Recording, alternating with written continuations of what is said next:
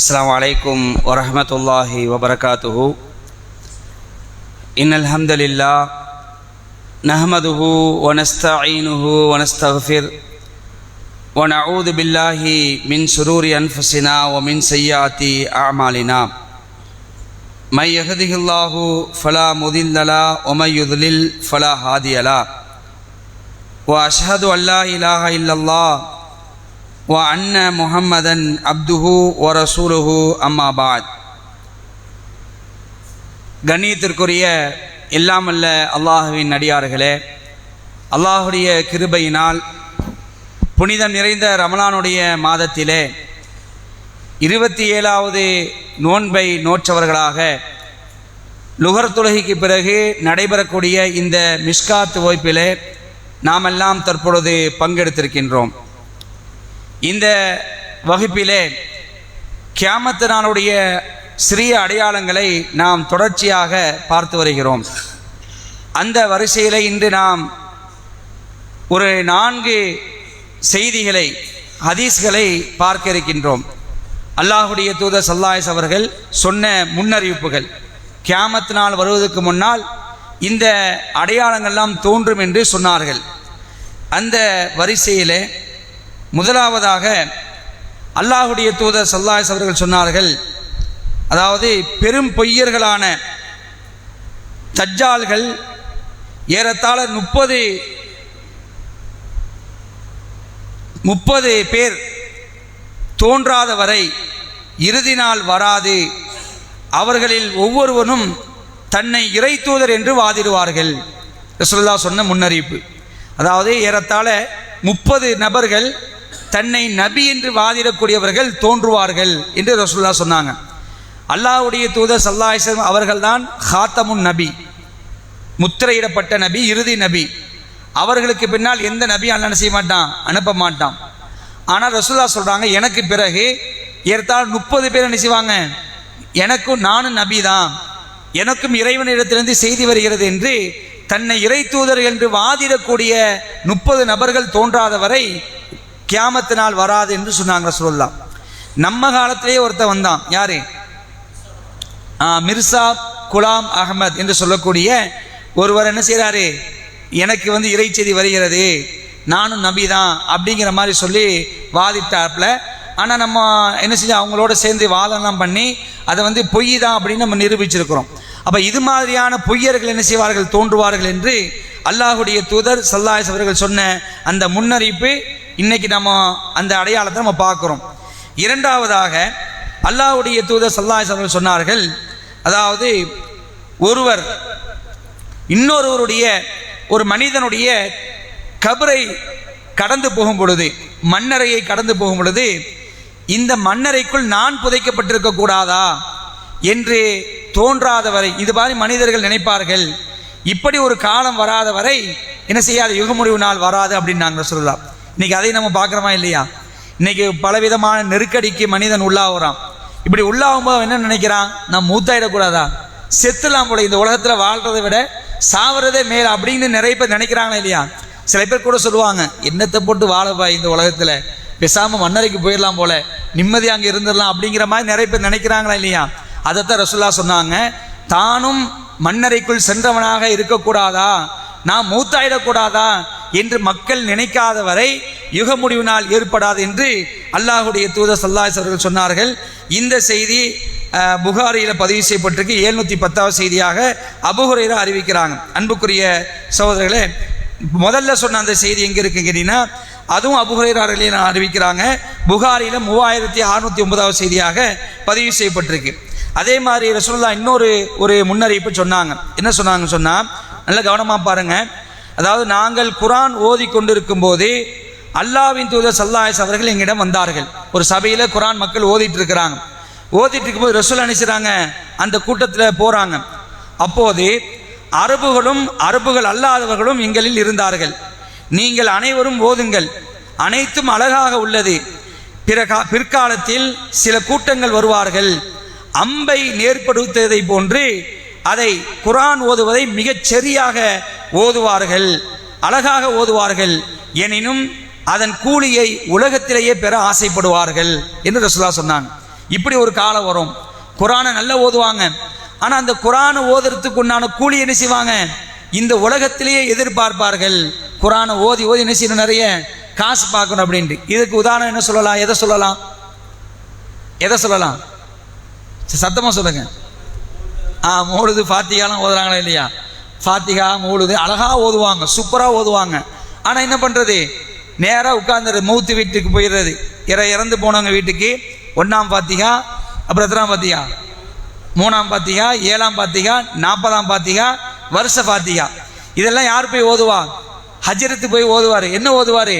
குரானத்தை ஓதுவார்.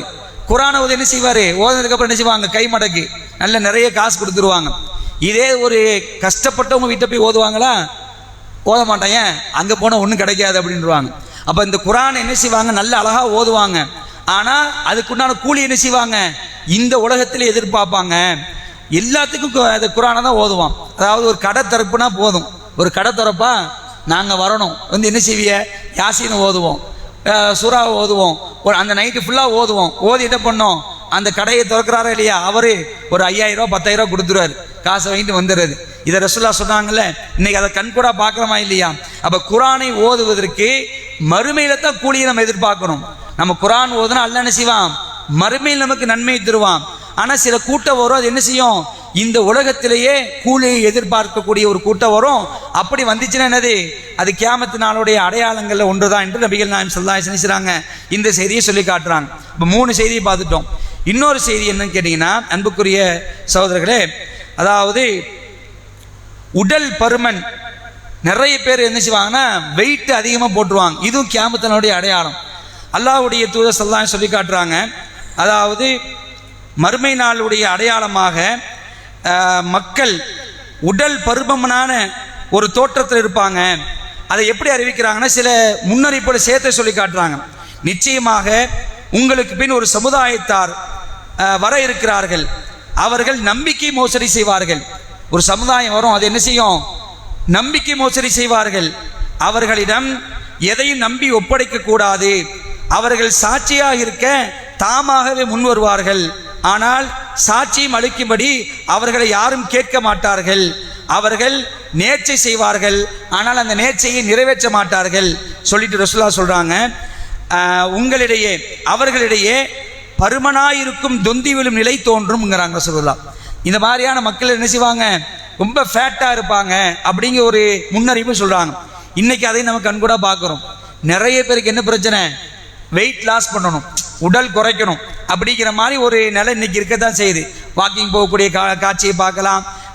உடலை குறைப்பதற்கு என்னென்ன வழிலாம் இருக்குது அப்படிங்கிற ஒரு விஷயத்தை தேடக்கூடிய நிலையை பார்க்கலாம். அப்போ ரசூலுல்லாஹி ஸல்லல்லாஹு அலைஹி வஸல்லம் சொன்னாங்க, அதாவது ஒரு கூட்டம் வரும், அவங்க நம்பிக்கை மோசடி செய்வார்கள், நேர்ச்சை செய்வார்கள், ஆனால் நிறைவேற்ற மாட்டார்கள். தாமாகவே பொய் சாட்சியம் சொல்ல என்ன செய்வார்கள், முன் வருவார்கள். அவர்களிடையே தொந்தி விழக்கூடிய உடல் பருமனாக இருக்கக்கூடிய ஒரு நிலை தோன்றும் என்று ரசூலுல்லாஹ் சொன்னாங்க. அதே நேரத்தில் இந்த உடல் பருமனாக இருக்குது, அது கெட்ட ஒரு பழிப்புக்குரிய செயல் கிடையாது. அது பழிப்புக்குரிய செயலாக நம்ம எடுத்துடக்கூடாது. இப்படி ஒரு அடையாளம் இருக்குன்னு சொன்னாங்க ரசூலுல்லாஹ். ஏன்னா ரசூலுல்லாஹ் காலத்திலேயே ரசூலுல்லாஹ்வுக்கு என்ன செஞ்சிருக்கு, ஒரு சில காலத்தில் ரசூலுல்லாஹ்வே உடல் பருமனாக இருக்கிறாங்க. இதில் ஆயிஷா இல்லாமல் அறிவிக்கிற நமக்கு எப்படி சொல்லி காட்டுறாங்கன்னா, ரசூலுல்லாஹ் வந்து இரவு நேரத்தை தொழுவாங்கன்னா அவங்களுடைய கால்கள் வீங்கிற அளவுக்கு தொழுவாங்க. ரசூலுல்லாஹ்வுடைய கால்கள் வீங்கக்கூடிய அளவுக்கு தொழுவாங்க. ஆனால் இன்னைக்கு நம்ம அப்படிலாம் தொழுகிறோமா? கொஞ்ச நேரம் நின்றாலும் என்ன பண்ணுறோம், இமாம் கிட்ட வந்து சொல்கிறோம், ஏன்பா பெரிய சூறா ஓதுறா, கொஞ்சம் சின்ன சூறா ஓத மாட்டியா, ருக்குல போட்டுட்டியே, சுஜூதுல போட்டு. இது கரெக்டு தான். அப்படி மக்களுக்கு சிரமமாக இருக்கிற மாதிரி நம்ம தொழு வைக்கக்கூடாது தான். ஆனால் அதுவே நம்மளால் முடியல. ஒரு நிமிஷம் 2 நிமிஷம் எக்ஸ்ட்ரா ஆனாலும் நம்மளால் முடியல. ஆனால் ரசூலுல்லாஹ் எப்படி தொழுவாங்கன்னா, ஆயிஷா ரலியல்லாஹு சொல்கிறாங்க, அவருடைய கால்கள் வீங்கக்கூடிய அளவுக்கு ரசூலுல்லாஹ் தொழுவாங்க. அப்போ நான் கேட்குறேன், அல்லாஹ்வுடைய தூதரை கேட்குறேன், யார் ரசூலுல்லாஹ், அல்லாஹ் தான் உங்களுடைய முன்பின் பாவங்களெல்லாம் மன்னிச்சிட்டான்ல, உங்களுடைய முன்னாடி செய்த பாவத்தையும் எல்லாம் மன்னிச்சிட்டான், பின்னாடி செய்யக்கூடிய பாவங்களையும் எல்லாம் மன்னிச்சிட்டான், நீங்க சொர்க்கத்துக்குரியவங்க தான், ஏன் இவ்வளவு சிரமம் எடுத்து நீங்க வந்து தொழுவுறீங்க அப்படின்னு கேட்கும்போது, அப்ப ரசூலுல்லாஹ் சொன்னாங்க, என்ன சொன்னாங்க, அப்தன் ஷக்கூரா, என்னுடைய இறைவனுக்கு நான் நன்றியுள்ள அடியானா இருக்க நான் விரும்புறேன் அப்படின்னு சொன்னாங்க ரசூலுல்லாஹ். சொல்லிட்டு அடுத்த ஆயிஷா ரலியல்லாஹு சொல்றாங்க, கொஞ்ச காலம் கழிச்சு ரசூலுல்லாஹ்வுக்கு உடல் எடை போட்டுருச்சு, அதனால அவங்க என்ன செஞ்சாங்க, உட்கார்ந்து தொழுதாங்க அப்படிங்கிறாங்க. அப்போ உடல் பருமனாங்கிறது அது இயல்பு. மறுமையுடைய அடையாளம் சொல்றதுனால என்ன செய்யாது, அது பழிப்புக்குரிய ஒரு செயலாக ஆகாது, அதை வழங்கிக்கணும். இன்னொரு இடத்துல பார்க்குறோம், ஆயிஷா இன்னொரு செய்தியை சொல்லி காட்டுறாங்க, நாங்கள் வந்து எனக்கும் ரசூலுல்லாஹ்வுக்கும் ஓட்டப்பந்தயம் நடக்கும். ரசூலுல்லாஹ் கணவன் மனைவி பாருங்க எப்படி இருக்கிறாங்க பாருங்க. இன்னைக்கு நமக்கு பேசுறதுக்கே நம்ம நேரம் இல்லை, மனைவி கிட்ட பேசுறதுக்கே நிறைய பேர் ஸ்பெண்ட் பண்றதுக்கு டைம் கொடுக்க மாட்டிருக்கிறாங்க. ஆனா ரசூலுல்லாஹ் ஏராளமான கமிட்மெண்ட் உள்ளவங்க, ரசூலுல்லாஹ் அதிகமான பணிச்சுமைகள் உள்ளவங்க. ஆனா மனைவியிடத்துல எப்படி அவங்க வந்து நேரத்தை செலவிட்டு இருக்காங்க பாருங்க. 2 பேருக்கு ஓட்டப்பந்தயம் நடந்திருக்கு. ஐஷா சொல்லி காட்டுறாங்க, ஓட்டப்பந்தயம் நடக்கும். நான் என்ன பண்ண, ஒரு தடவை முந்தின உடனே அப்போ ரசூலுல்லாஹ்ட்ட நான் சொன்னேன் முந்தியாச்சு அப்படின்னு சொன்னேன். கொஞ்ச கால் கழிச்சு எனக்கு உடல் பருமன் ஆயிடுச்சு, எனக்கு கொஞ்சம் உடம்பு போட்டுச்சு. அதுக்கப்புறம் ஒரு பந்தயம் நடந்துச்சு. அப்போ ரசூலுல்லாஹ் முந்திட்டாங்க. அப்போ ரசூலுல்லாஹ் சொன்னாங்க, அன்னைக்கு என்ன தோக்கடிச்சே இல்லையா, இன்னைக்கு நான் ஜெயிச்சிட்டேன், இது டேலி ஆச்சு அப்படின்னு சொன்னாங்க அப்படிங்கிறாங்க. இந்த செய்தி நம்ம என்ன பார்க்கணும்னு சொன்னா, ஒரு கட்டத்தில் ஆயிஷா ரலியல்லாஹு அன்ஹா அவங்களுக்கும் உடல் பருமனாக இருக்கு, அல்லாஹ்வுடைய தூதர் ஸல்லல்லாஹு அலைஹி வஸல்லம் அவங்களுக்கு என்ன செஞ்சிருக்கு, உடல் பருமனாக இருக்குங்கிற செய்தியை பார்க்குறோம். அப்போ உடல் பருமன் என்பது ஒரு அடையாளம் தானே தவிர அது வந்து ஒரு பழிப்புக்குறை செயல் இல்லை என்பதை என்ன செய்யலாம், இந்த இடத்துல வழங்கிக்கலாம். பொதுவாக என்ன நினைக்கிறாங்கன்னா, மறுமை நாளுடைய அடையாளம்னா அது கெட்டதா இருக்கும் அப்படின்னு நினைக்கிறேன். அப்படி கிடையாது. பைத்துல் முகத்தஸ் வெற்றி பெறும் சொன்னாங்களே ரசூலுல்லாஹ், அது கெட்டதா, அது நல்லது தானே. அப்போ நல்ல விஷயங்களே என்ன செஞ்சுக்கிறாங்க ரசூலுல்லாஹ் அடையாளப்படுத்தியிருக்கிறாங்க, சில தீமையான காரியங்களே ரசூலுல்லாஹ் அடையாளப்படுத்தியிருக்கிறாங்க. அப்போ இது போன்ற அடையாளங்கள் நாம் பார்க்கக்கூடிய நேரத்தில் உலக அழிவு நாள் நெருங்கி விட்டது என்பதை என்ன செய்கிறது, உணர முடிகிறது. இன்னும் ஏராளமான சிறிய அடையாளங்கள் இருக்கிறது. இன்ஷா அல்லாஹ் அதை என்ன செய்யலாம், நாளைக்கு நாளை மறுநாள் தான், இன்னும் 2 நாள் இருக்குது. 2 நாளை எவ்வளோ பார்க்க முடியுமோ அதை பார்ப்போம் இன்ஷா அல்லாஹ். இன்றைய கேள்வி,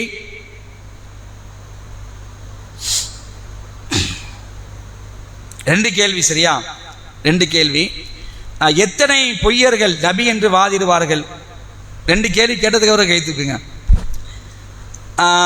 நம்ம காலத்தில் ஒருத்தர் வந்திருக்கிறாரு, நம்ம காலத்தில் தன்னை நபி என்று சொன்னவர், அவருடைய பேர் என்ன? பதில் சொல்லாதவங்க இமாம் பாய் சொல்லிட்டீங்க, நீங்கள் சொல்லிட்டீங்க. மூசா அவங்க சொல்லலை, அவர் தூக்குனர். நீங்கள் சொல்லுங்கம்மா. 30 பேர் தோன்றுவாங்க. மிர்சாப் குலாம் அகமது காதியான் என்பது சரியானவர். மாஷா அல்லாஹ் கரெக்டாக அடிச்சுட்டாங்க. அஷ்ஃபக், இந்த சகோதரி பேர் நோட் பண்ணிக்கோங்க. அன்புக்குரிய சகோதரர்களே, இன்னும் 2 நாள் தான் இருக்குது. இன்றைக்கி ஒரு நாள், நாளைக்கு ஒரு நாள். இனிமேல் நாளைக்கு புறப்பாக்கக்கூடிய நாள் 29, நாளை மறுநாள் புறப்பாக்கக்கூடிய நாள். ஓடிச்சு, ரவானா கடன்னு ஓடிடுச்சு. நம்மளால் என்ன படிப்பை நம்ம எடுத்தோமோ, எப்படி அமல்கள் செஞ்சோமோ, அதே போன்று இன்ஷா அல்லாஹ் எல்லா நாளும் என்ன செய்வோம் இன்ஷா அல்லாஹ், பள்ளிவாசலோட தொடர்போடு, அதே மாதிரி வணக்க வழிபாடுகள் ஆர்வத்தோடு துவா செய்வோம் இன்ஷா அல்லாஹ். அதிகமாக என்ன செய்வோம், ஒரு துவா ஒன்று ஏற்கனவே நம்ம அந்த மனனம் செய்வோங்கிற துவாவில் கூட கற்றுக் கொடுத்துருக்குறோம். அல்லாஹும்ம முஸர்ரிஃப் அல் குலூப் சர்ரிஃப் குலூபனா அலா தாஅத்திக, உள்ளங்களை திருப்புபவனே யா அல்லாஹ் எங்களுடைய உள்ளங்களை உன்னுடைய வழிபாட்டின்பால் திருப்பியால். கேட்டுகிட்டே இருக்கணும், ரசூலுல்லாஹ்வே கேட்டிருக்கிறாங்க. இப்போ நாமெல்லாம் எம்பாடு. அப்போ நம்முடைய உள்ள வந்து அல்லாஹ்வுடைய வழிபாட்டின் பக்கம் தான் திரும்பணும், அல்லாஹ்வுடைய நினைப்பிலேயே இருக்கணும் என்பதை நம்ம நிச்சயம் இந்த துவாவின் மூலமாக அல்லாஹ்விடத்தில் பெற்றுக்கொள்வோம். அன்புக்குரிய சகோதரர்களே, எதை நாம் கேட்டோமோ அதை செயல்படுத்தக்கூடிய நன்மக்களாக அல்லாஹ் ரப்பல் ஆலமீன் நம் அனைவரையும் ஆக்கியல்ல போதுமானவன் என்று அல்லாஹ்விடத்தில் பிரார்த்தித்தவனாக இந்த சிறிய உரையை முடித்துக் கொள்கின்றேன். வாஹிர் தாவானா அனில் அல்ஹம்துலில்லாஹி ரப்பில் ஆலமீன். வஸ்ஸலாமு அலைக்கும் வரஹ்மத்துல்லாஹி வபரகாத்துஹு. சுப்ஹானக அல்லாஹும்ம வ பிஹம்திக அஷ்ஹது அல்லா இலாஹா இல்லா அன்த